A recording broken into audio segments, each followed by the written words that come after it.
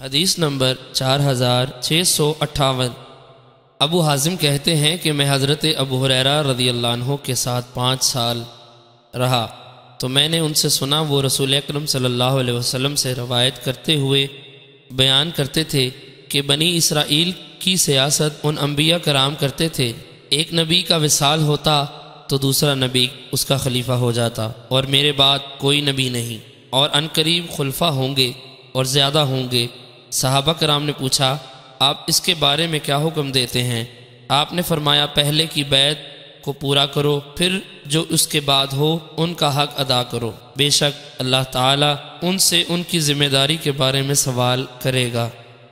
حدیث نمبر 4659۔ ایک اور سند سے بھی اس کی مثل مروی ہے۔ حدیث نمبر 4660۔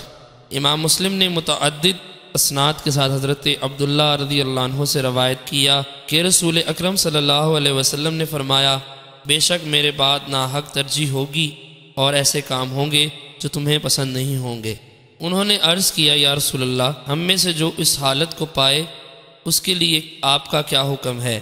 آپ نے فرمایا تم ان کا حق ادا کرو جو تمہارے ذمے ہے، اور اپنے حق کے بارے میں اللہ تعالیٰ سے سوال کرو۔